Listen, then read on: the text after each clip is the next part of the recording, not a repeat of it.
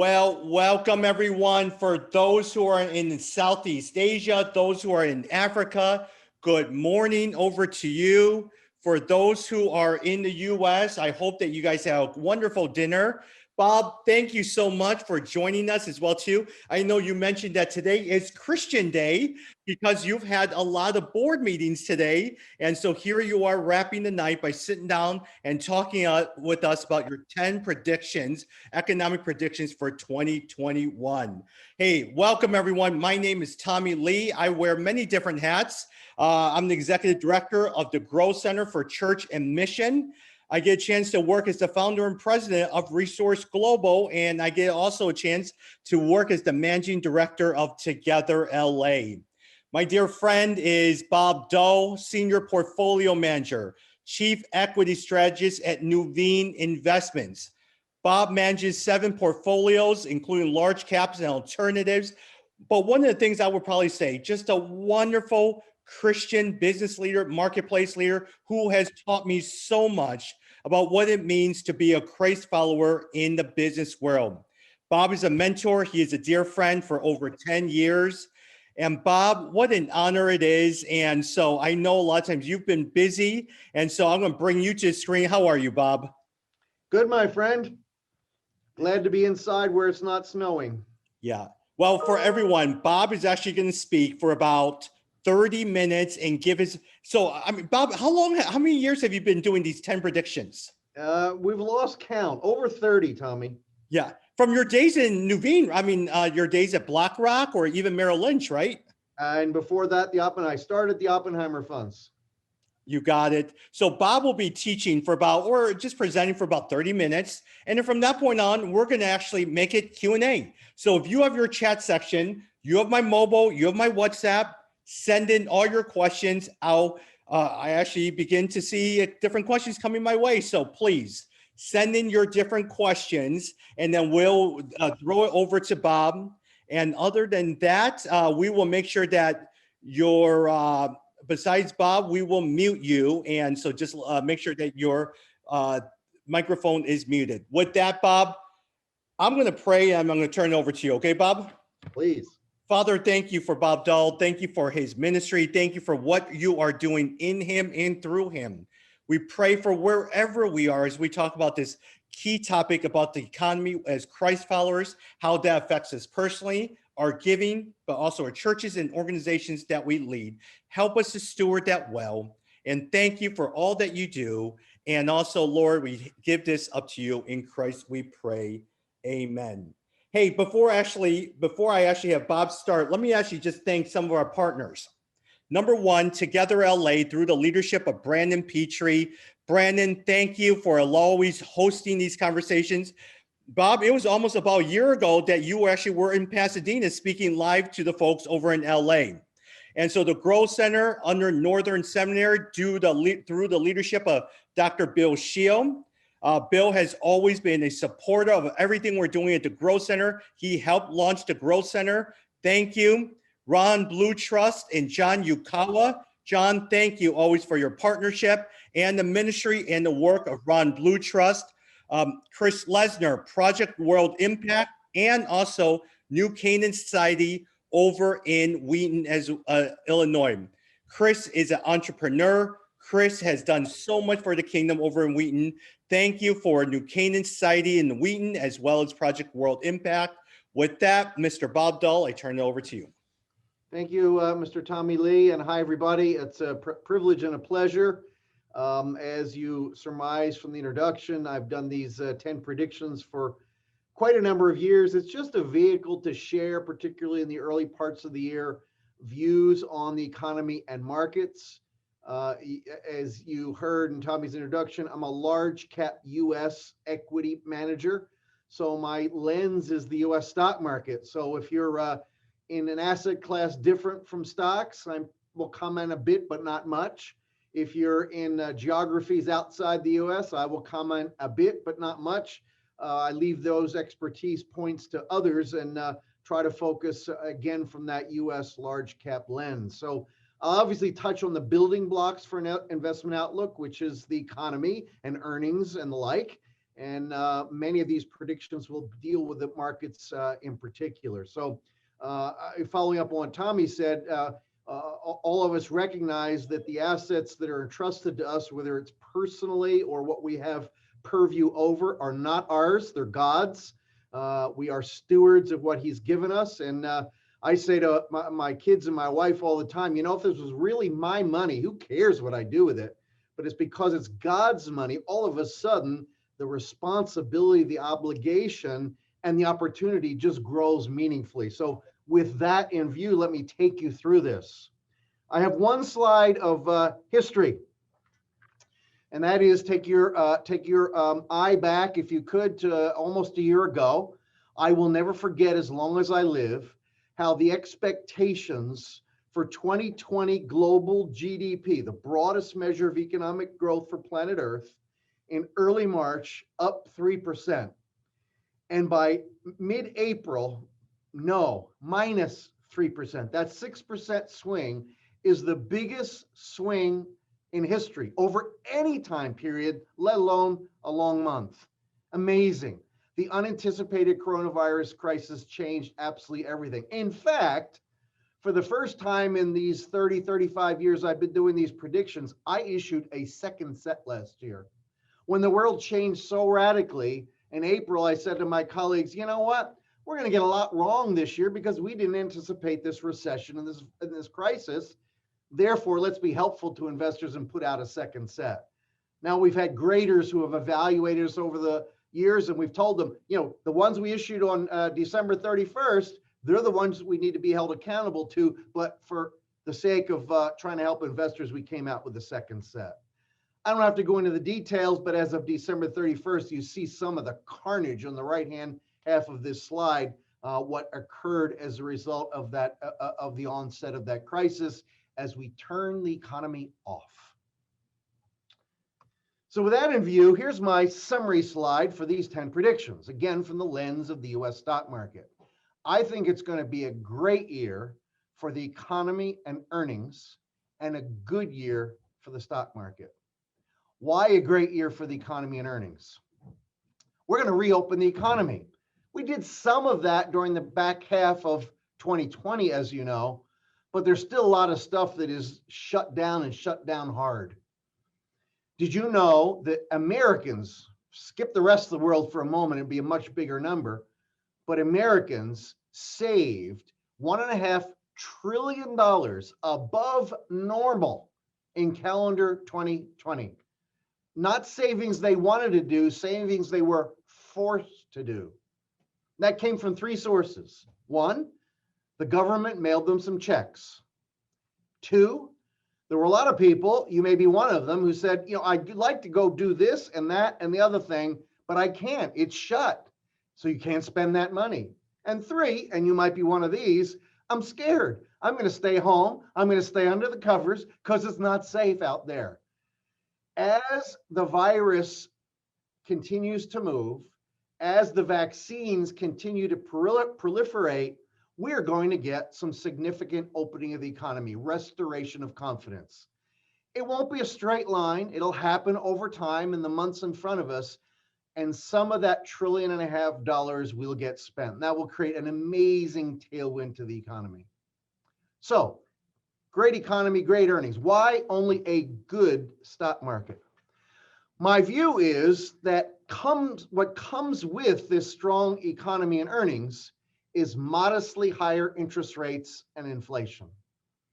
And if you know anything about the stock market, you know the value of the stock market or any individual stock is simply the earnings of the company or the market as a whole multiplied by the multiple we put on it, the price earnings ratio. And PE ratios, as you see in the right-hand half of this slide, are at the high end of history, 96th percentile. With modestly higher interest rates and inflation, my guess is these PEs end the year a little lower than where they started, negating to some degree the power of that positive tailwind. That's the story. Part of me wants to say, Tommy, there are any questions, but let me dive into the 10 predictions and provide some detail. Prediction one, U.S. real GDP increases at its fastest pace in 20 years. Now, we released these on December 31st, which means I had to have them in about December 15th, so we could put all the slides together, the marketing material, the press releases, and all that good stuff. We did not know on December 15th that the Democrats were going to win both seats in the Senate race in Georgia. And they did, which gave the Democrats 50 seats and the tie-breaking vote, which means the probability of yet another big stimulus package, which was probably 10 to 20% prior to that Georgia runoff, became that next day 70 or 80%. Now it's nearly 100%. And if $1.9 trillion of additional stimulus, we've hardly spent any of the $900 billion that was passed in late December. That extra almost $2 trillion, plus probably another economic package on top of it, is going to add many points to GDP. When we made this slide, we thought we'd have a shot at the best economy in 20 years, which takes us back to the year 2000. We guessed GDP would be 4 and a fraction. The consensus was at 3.8.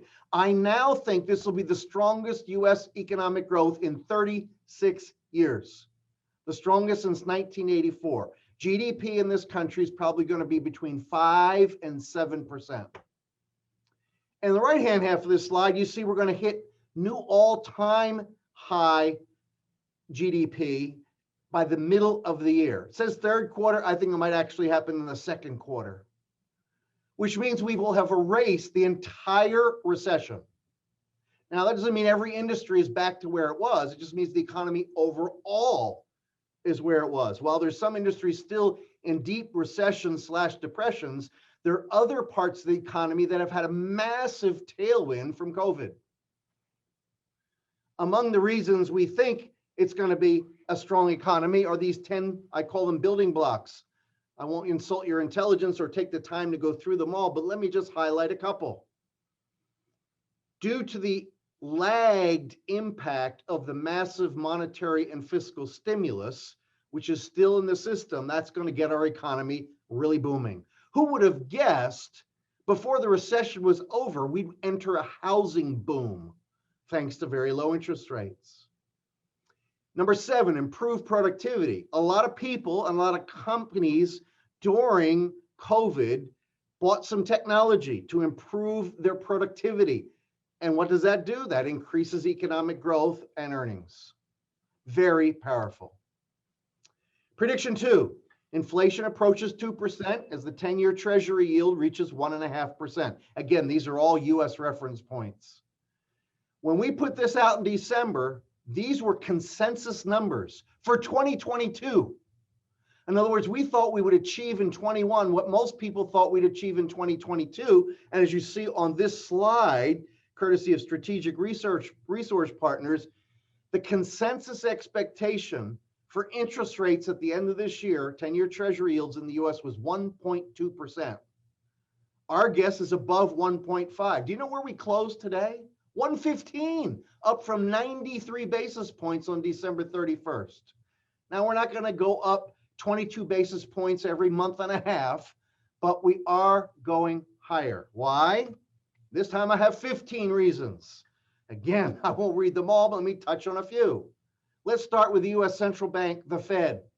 Most of you that are in touch with the markets know the Fed not too many months ago changed their policy. From a long-standing tolerating 2% as the inflation peak, they're now saying they want the inflation rate to average 2%, which means if it's running 1, it's got to run 3 for a while to average 2. The Fed is inviting, encouraging, and stimulating for higher inflation, and their wish will come true.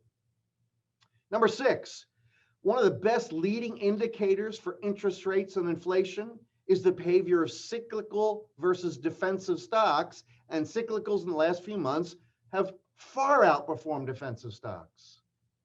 Number 12, many countries, including the US, are spending a lot of money.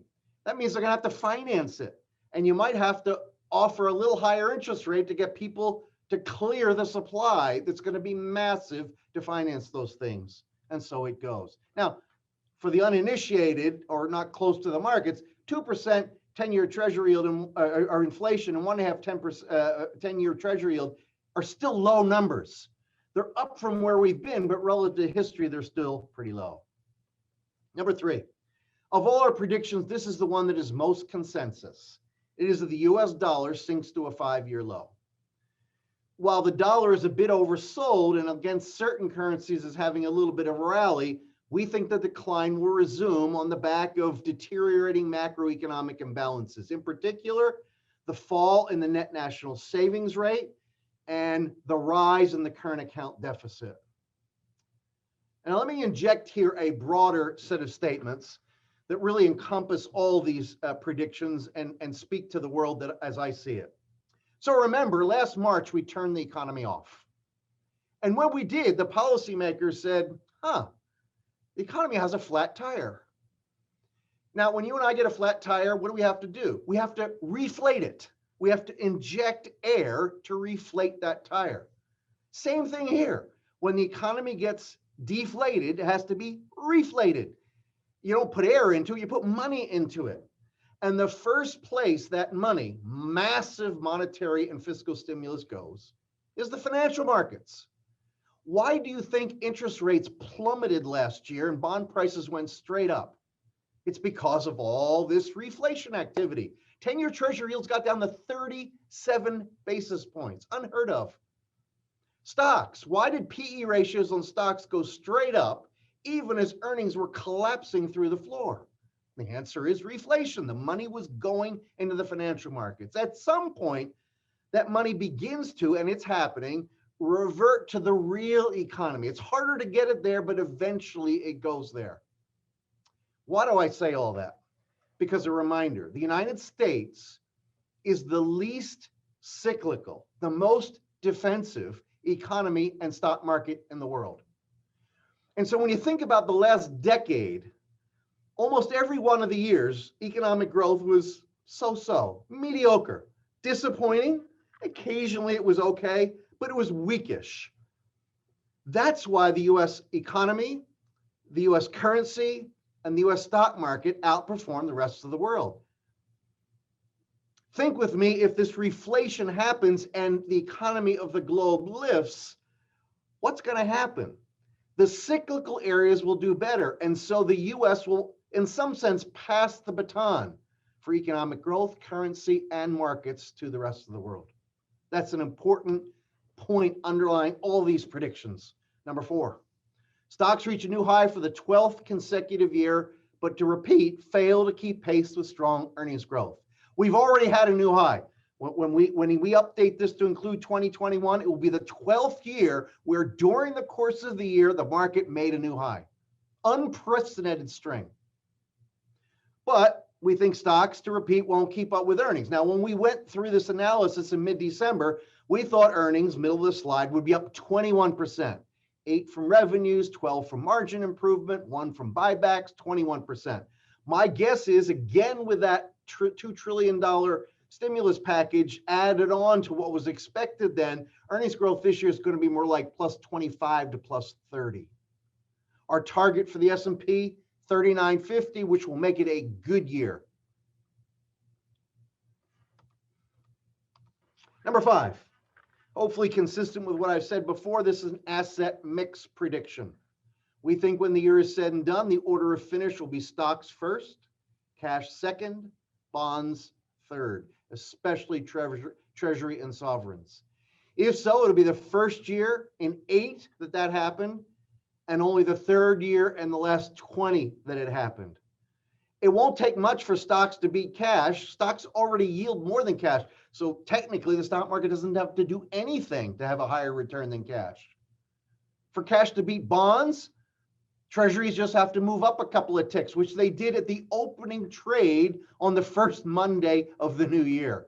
If you own a US Treasury bond and most other sovereign bonds around the world, year to date, you are losing money. And if interest rates continue to go higher, you're going to lose a little more money. Number 6.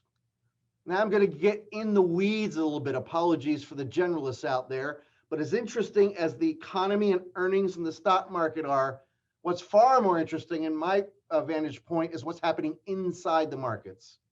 To make that point, I take on this slide a period from roughly Labor Day of last year, early September, to Thanksgiving, late November. That nearly 3-month period witnessed the stock market, the S&P 500, returning, as you can see, two-thirds of the way down the slide, identically zero. It went up and down and sideways and went nowhere. But during that nearly 3-month period, look what happened. High beta stocks were up 20%, small cap stocks up 14%, industrials up 10%, Japan up 10%, emerging markets 9%, etc. Now, if the market's unchanged and a bunch of stuff goes up, something else has to go down. What went down was the biggest sector by far in the United States stock market, technology, down 5.5%, the NASDAQ 100 down 4%, Treasury bonds down 3%. Now, with that 3-month period in view, let me take you to a 10-year period. The 10 years ended December 31st, where, as you know, if you know much about the markets at all, look at that 10-year row, growth stocks clean the clock of value stocks. Big stocks beat small stocks. U.S. stocks beat non-U.S. stocks. Why? The whole reflation story I mentioned before. Mediocre growth, U.S. more defensive, growth beating value, large, all consistent. Our view is that baton is slowly getting passed. Now, that doesn't mean you run out and sell all your U.S. large cap growth stocks. It just means make sure you're complementing it with the other side of the story, if you will. Sectors, 2 preferences, healthcare and financials over the other 9. Healthcare is we call it a GARP group, growth at a reasonable price. Some growth, some value. Healthcare has good fundamentals. The stocks are pretty cheap. They're pretty high quality. The biggest risk with healthcare is legislation on drug pricing. We'll keep an eye on that. Our favorite cyclical area are the financials. They seem to have died over the last mostly decade, came to life late last year. More in those stocks in our view. As the economy improves, we'll get more loan growth. As the yield curve steepens, better net interest margins, and the stocks, despite their recent run, are still pretty cheap.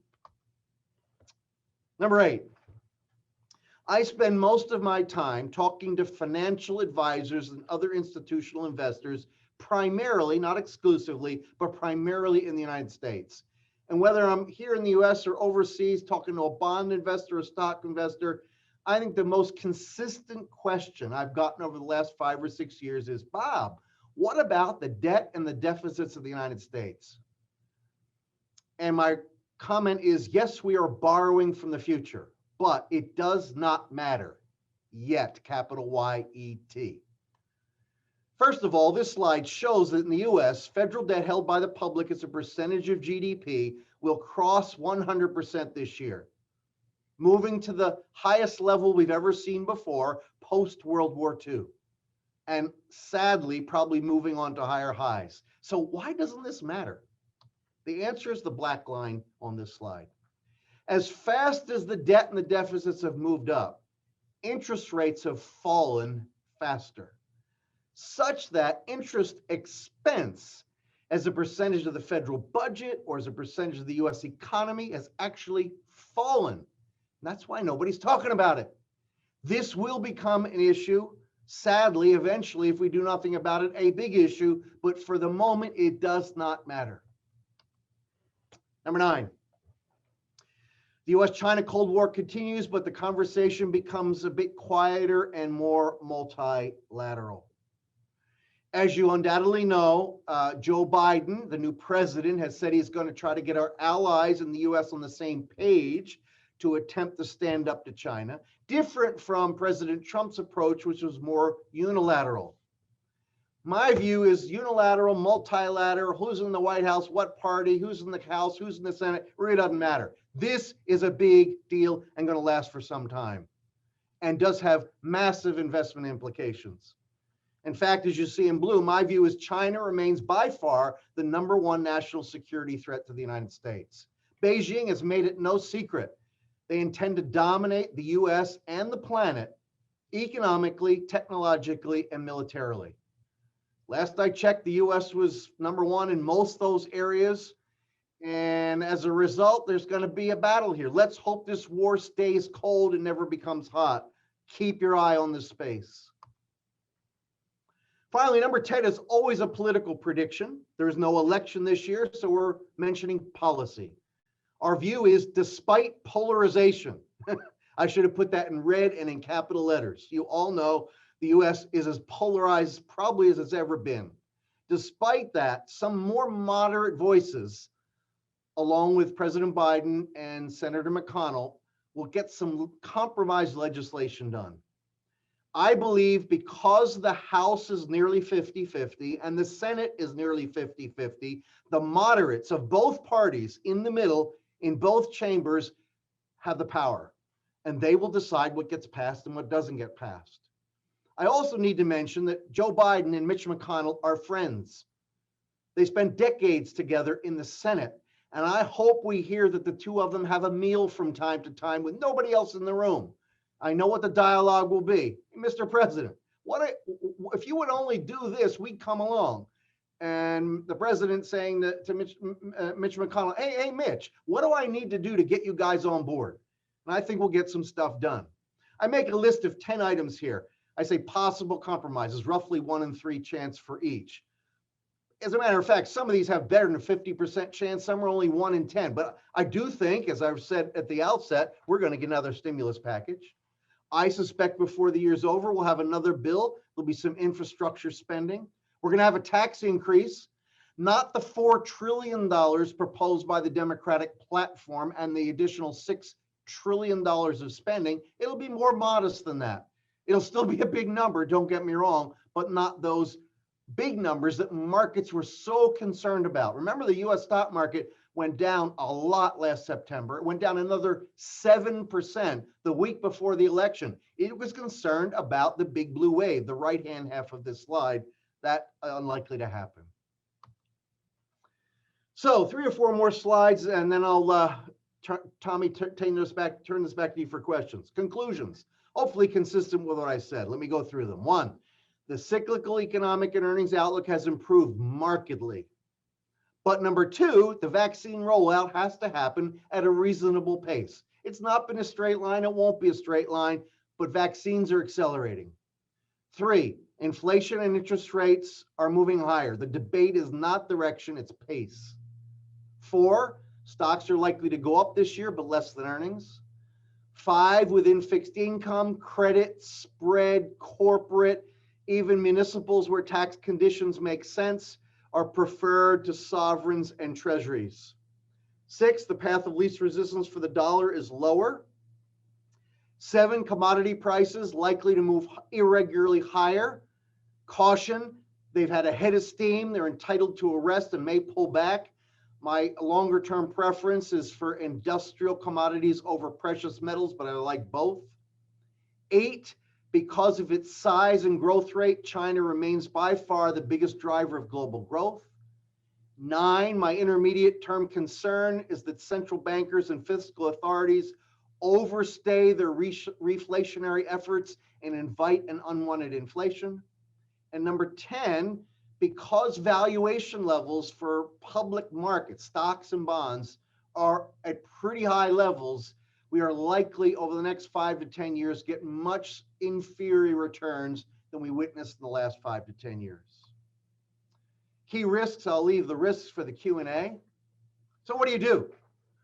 Well, depends if you agree with all I've said so far. If you do, I think the what to do's are obvious. 1, longer term, expect lower returns.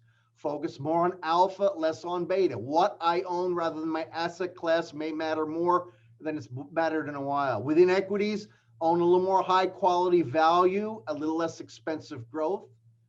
Diversification, which everybody preaches, actually has not worked all that well much of the last decade, is probably something to pay attention to now.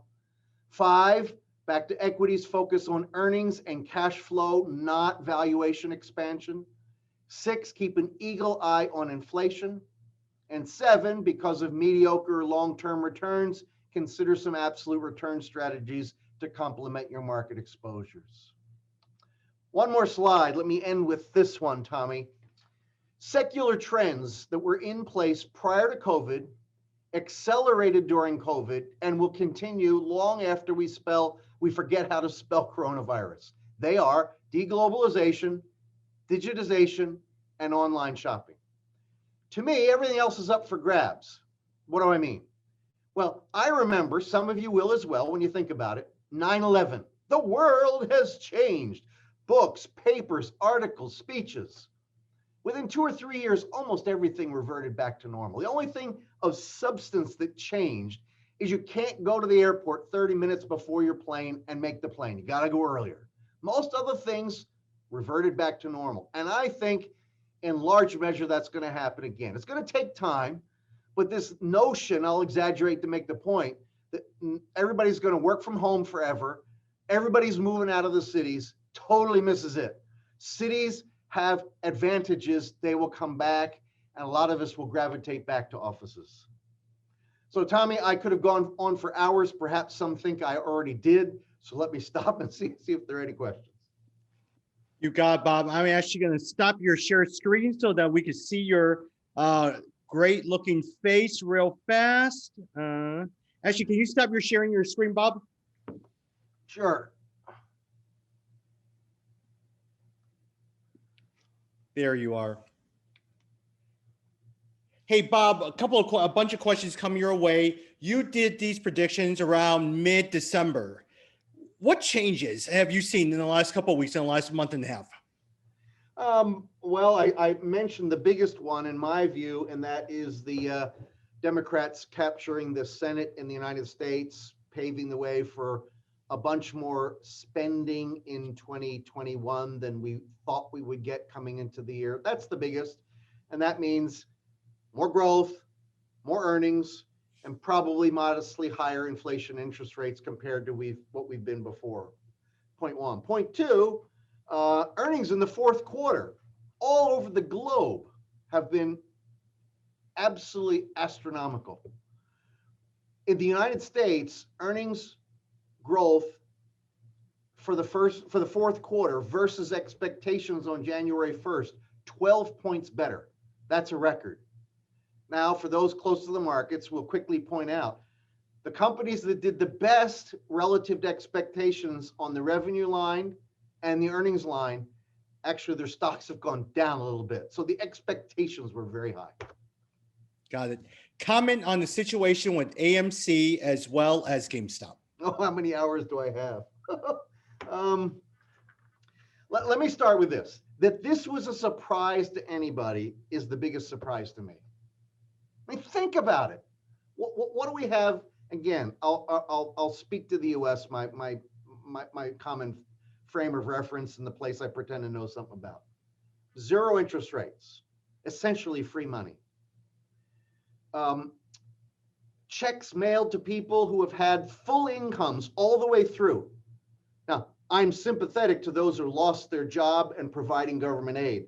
But those people who have a salary had it all the way through and are being mailed checks on top of it. They don't use that money. They can't use that money because their favorite place is closed. So they have excess money. And because they can't do these things, they have excess time on their hands. Guess what they're doing? Let me roll the dice in the stock market and let me call my friends and see if we can have a little fun. That's exactly what's happened. They picked on, GameStop is the first poster child, company that had a huge short position. Let's see if we can squeeze the shorts. As the dust settles, there are many individuals who made a ton of money. There are many individuals who lost a ton of money. There are many hedge funds who made a ton of money. There are many hedge funds who lost a ton of money. This is not the individual one and the hedge fund lost. It's all across the board. And my guess is we're going to see more of it. What I hope we don't get is onerous legislation that comes in and creates less liquidity in markets, which raises the cost of capital, which puts a damper on economic growth. So no surprise at all, Tommy. The surprise it didn't happen sooner. Got it. So, Bob, in some sense, what I'm hearing you say is the situation of GameStop AMC is not a one and done. We may see similar situations that may happen in the future with other stocks that people pick. Yeah, are we going to see it to the degree of GameStop? I doubt it, but not out of the question. I mean, There are probably 15, 20 stocks that you can see increase volume, short squeeze. I have some long short money. I'm short some American Airlines. And there were a couple of days when, that stock went up 25%, not because they had any good news, because the shorts were squeezing it. And we thought the stock's not worth what it's selling for. We shorted some more, and the stock came right back on down. They even went to the silver market for a day or two and tried to squeeze the silver market, and that price went up a bunch. It's crazy. Bob, I know there are a bunch of financial folks here on this, but I'm actually more addressing some of the younger ones. I'm addressing some of the pastors. If they see or hear rumors of something similar to GameStop in the future, is this something that they just need to jump and just buy it? Or would you say to some of those pastors or younger guys, just hold off a little bit? So I mean, you heard my American Airlines. We're kind of close to that. And when that stock shot up, we said we didn't think it was worth what it was selling for before the squeeze. So that goes up 25, 30%. We shorted some more. I've not done my homework on GameStop, but if GameStop was worth 50 before they got involved, and you wake up one day and it's selling at 400, it's probably a good time to sell that stock, not buy it and try to speculate with everybody else. Now, I am arguing from the standpoint of an investor who believes that fundamentals and earnings and valuation are important. In the short term, that's not necessarily the case. What we witnessed is in the short term, supply and demand is what drove the price of that stock, regardless of fundamentals and valuation. So you have to be prepared for that kind of thing. No one said the stock market in the short run is something that's going to sell at fair price. Stocks spend half their time above fair value and half their time below fair value. Got it. Bob, talk a little bit and share your thoughts about Bitcoin, cryptocurrency. So I don't know if you've heard me say this before, Tommy, but I remember when my son Bobby, who you know, called me not that many years ago and said, "Dad, do you own any Bitcoin?" And I said, "Bobby, what's Bitcoin? I've never heard of it before." I don't know how many years ago it was. I've done a little studying since then.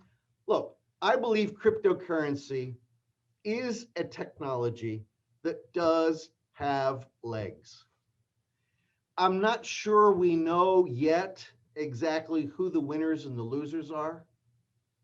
Reputable, really in-depth analysis around these sorts of things is now happening, so it's easier to get educated.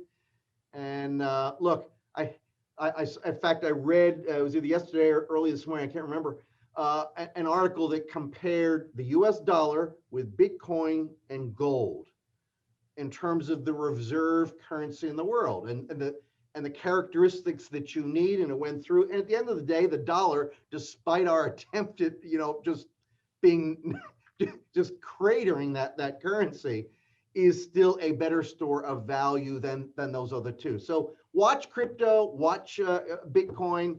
I guess Tesla's, if it wasn't before, Tesla has legitimized Bitcoin. Especially Tesla made more money in Bitcoin recently than they have been making selling cars. Especially when Elon Musk and promoting Dodge, which is currently at 6 cents at this point right here.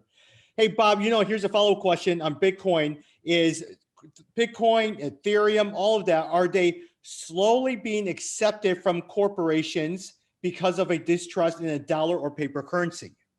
Yeah, so the more popular, I'll stick with Bitcoin, gets, the more legitimacy it has in the marketplace. I come back to, look, the US dollar is to date the reserve currency of the world.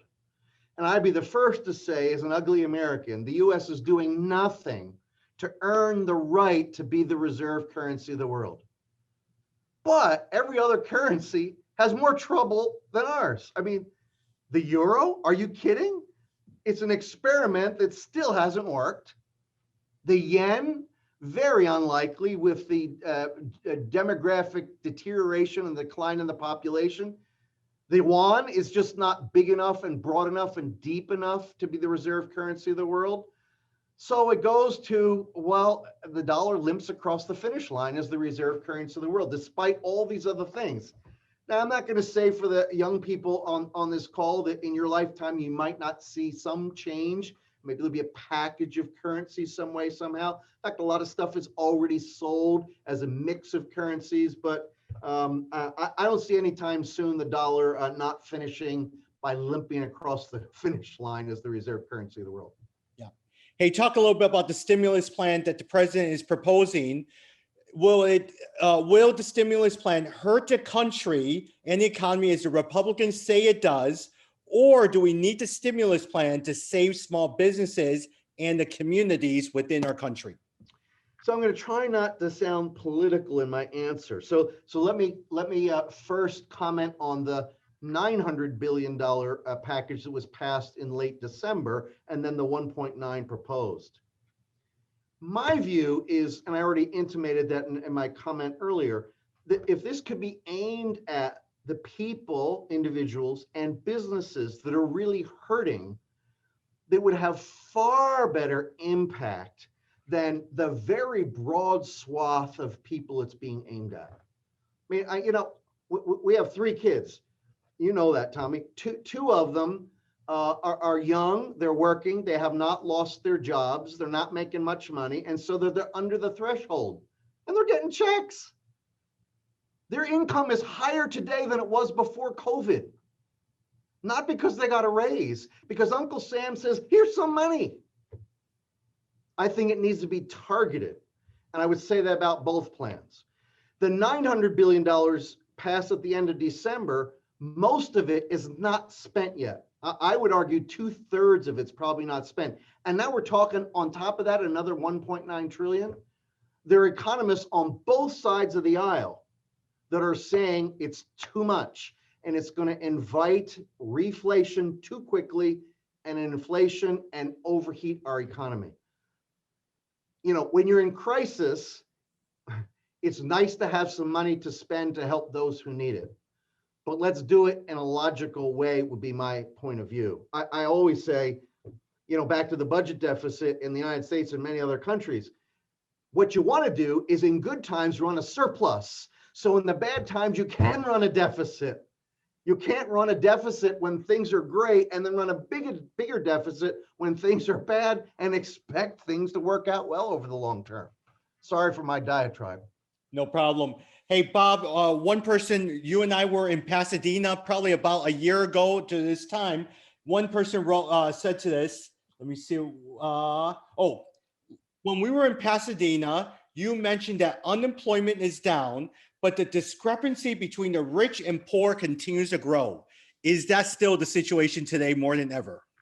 So I'd say a few things. Number one, when we were a year ago, the unemployment rate in the United States was the lowest it's been in 50 years overall. It was the lowest ever in history among most minorities. So a lot of progress had been made. And yet the gap between, I'll say, the have and the have-nots was still pretty big. Now, it had narrowed in the 3 years up to the end of 2019. In other words, before COVID, the gain in income at the lower levels was higher than the gain in income at the higher levels. So slowly, belatedly, and not fast enough, we were beginning to make some progress to close that gap. COVID has actually pushed it faster in the other direction. I mean, think about it. Lower paid blue collar workers have been hurt more than higher paid white collar workers. Most white collar workers can do their job, not all of them, most can do their job from home. Most blue collar workers have to go to their place of work and they can't.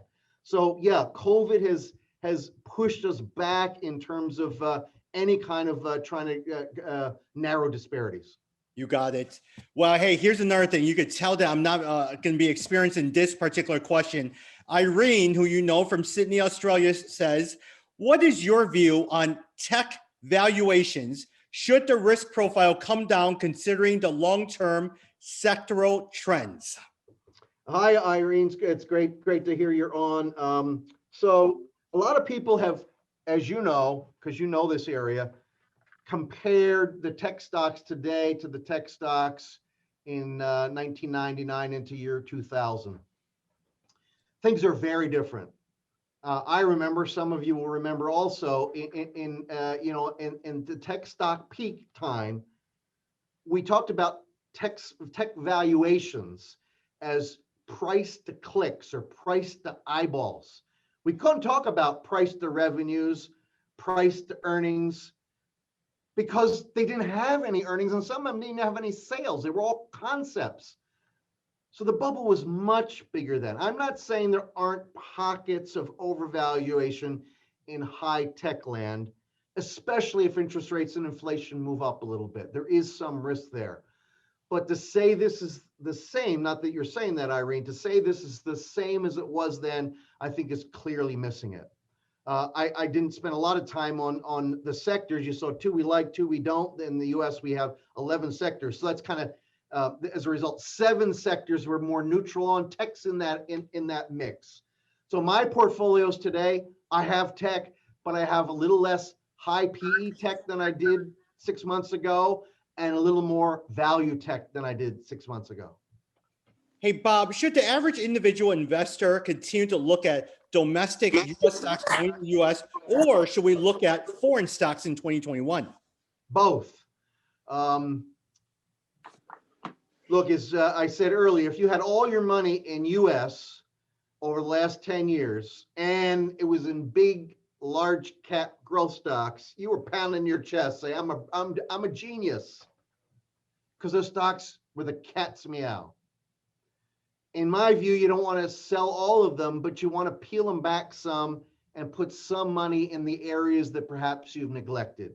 Value is doing, but year to date, small stocks are several hundred basis points ahead of big stocks. I think there's probably more of that to come. And as I mentioned, the international markets, especially in my view, the emerging markets, deserve some attention. You got it. Another one, what impact is the shutdown in the Keystone going to have on the 2021 economy? Will the U.S. lose its energy independence this year? We won't lose it that fast. What we're going to lose as a result of not doing that is a lot of potential jobs. Tens of thousands of jobs won't happen. Now, if you're environmentally conscious, you might say that's worth it. That's the debate. Although most of my energy expert friends tell me that the environmental friendliness around that pipeline was incredible, and therefore canceling is probably not a smart idea. It actually hurts Canada more than it does the United States, and it eventually will take the edge off the huge energy independence that the United States now has. Got it. Bob, actually, a pastor asked this question. I only have so much savings besides my 401k, Roth IRA. So should I invest in crypto or should I put it into a Vanguard account? So I'm assuming that money is not to be lost. So I would take the slightly safer bet, which is probably the Vanguard index fund to crypto. You put it in crypto, you may look a lot smarter than putting it in an index fund, but you could look a lot dumber and a lot more quickly, a lot more volatility there. So I take the safe route, and I wouldn't put it all in an index fund either. Index funds are heavily geared toward those big cap, high PE stocks, and I think that some of those averages will lag the average stock.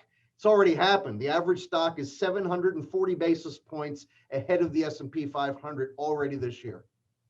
You mentioned that China is the biggest driver of global growth. Is that good or bad? And also, Bob, how do we think as Christ followers think about this missionally as we look at global missions as well too? Well, I'd start by saying it's just arithmetic, because China is so big and their growth rate is so high compared to the rest of the world. The multiplication of those two numbers, if somebody correct me if they know differently, but I think last year China accounted for a little more than half of the growth of the GDP in the entire planet. And that's happened around half in a number of years, simply because their size and their growth rate. So that's just something that, is a fact. Now, is it good or bad? The Economist magazine in July wrote the following: the West no longer trusts China, but has to find a way to do business with it because of its size. So it's the yin and the yang. Can't ignore it because of its size practically, but has to be wary. Missionally, I mean, some of you know far better than me. There's some places on this planet where the Church of Jesus Christ is growing like a weed. China's one of them. I mean, I think we all know, either directly or indirectly, where there is the most persecution tends to be where the church grows the fastest. Parts of the Middle East, parts of Africa, parts of Asia, including lots of places in China. And so missionally, it's a great thing that's happening. Yeah.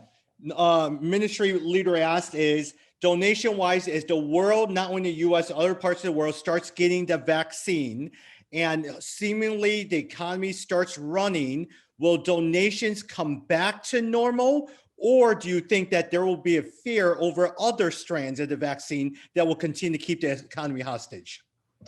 So I can only speak to the U.S. with any authority and not much there. Donations in 2020 were way above what people thought they would be and way above 2019. Because people, hearts were tugged as a result of the needs that grew out of COVID, one. Two, they had extra money because they couldn't spend it and or the government was mailing them checks. They were very generous. Most of the nonprofits that I'm associated with got scared, middle of last year, early last year, cut back their expenditures, expecting donations to be down. In many cases, donations went up. In fact, the two that I spent board time on today, both had record years of contributions in 2020. So my guess and my fear is, as the economy comes back to normal and people can spend more money and may have less time to reflect on, giving money away, 21 could be the tough year. Yeah. And wouldn't you say a lot of times ministries cut their travel, and in many cases that travel really decreased a lot of the expenses in many places? No question. Expenses went down. That's one of the reasons. And look, I think those of you who are have the responsibility, getting new donors in this environment's tough, but getting your loyal donors to step up where there's a need, there are a lot of hearts that are willing to do that. Got it. Is there a possibility that the world's transactional currency moves away from the US dollar? Well, we discussed that a few minutes ago. Obviously, there's that possibility. And if the U.S. continues to do what it's doing, not to count our blessings that we are the reserve currency of the world, and don't protect it, we'll eventually lose that right. But to what other currency, I'm not sure. So I'm going to use the phrase one more time. The dollar continues to limp across the finish line as the reserve currency of the world. You got it. All right, Bob, here's the technical questions. I hope I'm saying this right. Are SPACs, S-P-A-C-S, I have no idea what it is, causing bubble type valuations in the equity markets? Are SPACs here to stay, and will we see more regulations in the area? Okay. So SPACs in the vernacular are just another way to do an IPO. Simpler, less regulation, more speed to market. And SPACs are very, very popular. Yeah, I think there's some speculation going on, no question about it. You mean I can't wait for an IPO? Do a SPAC, and I'm in. How big a check do you need? There's a lot of that going on, so I think it's to be watched carefully. My guess is, well, back up. SPACs require a lot less paperwork and oversight and regulatory dot the I, cross the T than IPOs do. And so there's probably some speculation going on. Got it. Do you see, at least for the US side, do you think this new stimulus plan will pass, or do you foresee any issues? The current, the 1.9 Yep. Joe Biden, I think it will pass. They've obviously moved to reconciliation, which means you don't need 60 votes. You only need 50 in the Senate. The Democrats have 50. I believe that it will pass with, It may pass exactly along party lines, which would be really, really sad. It happened before. That's how the Republicans got the tax cut under Donald Trump the first time around. We need less polarization, more bipartisanship, but we're not going to get this time. I do believe the bill will pass. Can you talk a little bit more about or reinforce your thought on bonds losing money? Yeah. So if you look at a long-term chart of interest rates back to, let's say, 1980, which is about the time interest rates peaked in most places. So call it the last 40 years. Interest rates in the last 40 years have gone mostly in one direction, down. There have been some periods where they ticked up a little bit, but when interest rates go down, bond prices go up. I mean, I tease my bond friends. Bonds are easy. When rates go up, prices go down, and vice versa. That's all you have to know. And if interest rates have been going down for 40 years, it means bonds have been going up for 40 years. Believing that interest rates, to repeat, which got in the 10-year Treasury yield, which is the benchmark for much of the world, 37 basis points last March, 93 basis points on December 31st, today 113 or something close to that. Interest rates are slowly moving higher, and when rates move up, bond prices go down. You lose money in bonds. You got it. It's arithmetic, nothing fancier. Couple more questions. With lots of concern over the airline industry, the hospitality industry, and its global impact, what is the potential impact on the recovery in 2021? Yeah, so first a little history. Travel, leisure, entertainment. I'm going to throw in bricks and mortar retailers. Those industries are in some form of recession/depression. Those industries employ about 14 million Americans. By contrast, over on the other side, swaths of technology, healthcare, home building, online shopping, those industries employ 42 million Americans, triple the number in the first group. This first group was hurt big time by COVID. This second group was helped big time by COVID. What's my point? That's why the economy has gone like this, because there are more industries benefiting from COVID than getting hurt. Now, to your question, it is those first group of industries, because they're still in deep recessions, that are the ones that will benefit the most when the economy does finally open up, vaccines are successful, people get more confidence, and they take this $1.5 trillion burning a hole in their pockets and spend a little money. I mean, which one of us doesn't want to go out to a restaurant to eat with our friends or our family? Which one of us doesn't want to think about getting on a plane? I'm speaking to some other people on this call, I'm sure. I normally travel about 70% of the time. I've been on 3 airplanes in the last year. It's a very different world. Now, I hope I don't go back to 70%, but something between 0 and 70 could be a happy medium. Those industries will be the lion's share of the pickup in our economy if we're going to have a 5 to 7% growth rate. Bobby, you mentioned you were on 2 board meetings for Christian ministries today. For ministry leaders, put your board hat on. What's your encouragement as a board member if you were to counsel some of these ministry leaders or church leaders who are sitting here on this call? Have a vision. Have your vision consistent. Make sure you have a plan to execute your vision. Communicate it and communicate it again.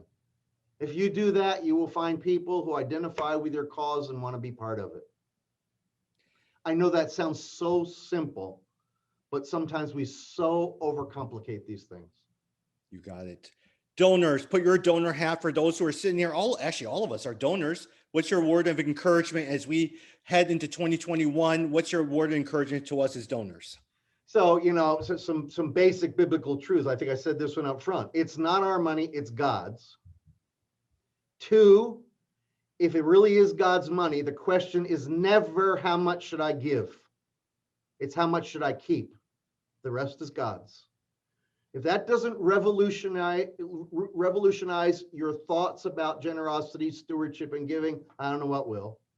And maybe another point related to that is, remember, we're on this planet for this long, and we're in eternity this long. I think people who have trouble parting with their money and giving often think this is their home and they got to maximize what's here. And I'm going to steal from my friend Randy Alcorn. You can't take it with you, but you can send it on ahead. So in all that, my encouragement is give your money away. If you've had your money in the stock market, you've done a whole lot better in the last, 10 years than you thought you were going to do. Take that overage at a minimum and find some great causes and give it to the Lord's work. Got it. Bob, you actually, for those who are in Jakarta and even for the Grossen, you recorded a seminar on leadership. You have not read the latest one that our friend Michael Ramsden, our RZIM, came and issued some of their findings on Ravi. Wasn't very, very good. But not even talking about what happened, was share a little bit words as we talk about leadership, the inner life of a leader, and reflections upon that. Yeah, I have been in conversation with and praying with Michael Ramsden, president of RZIM, and the news is grim, as I think some of you probably know. But that aside, Tommy, I remember you and I had the conversation. All of us, especially leaders, the farther up you are in an organization, generally, the more lonely you are and the more accountability you need. I say to everybody who listens, I say this to my son all the time, Bobby, have some accountability partners. Bobby, have somebodies who can ask you anything. I'm happy as your father to be that person. And at times I have been that person for him, who's going to ask you anything and invite them to ask anything. We can set up all kinds of rules around things, but our evil minds and Satan working in us can do all kinds of things. We all need protection. We all need guardrails. We all need accountability, and we all need a strong relationship with our God. You got it. And I say, I love the work of RZIM. They have some amazing apologists. So anybody that knows that organization knows that despite Ravi's feet of clay, he trained some unbelievable ambassadors for the gospel. Yeah. And eventually, for those who are sitting here, we will have a sit-down conversation soon when Michael Ramsden's ready with Bob, sitting down and talking with Michael Ramsden about all of this stuff that's going on. Any last words as we wrap up, Bob? Because I know it's 10 o'clock and you get up at 4 o'clock in the morning here, my friend. Maybe I'll sleep to 4:05 tomorrow. Hey, it's been a pleasure talking. I hope this has been helpful in some way, shape, or form. I apologize if I got too technical somewhere along the way.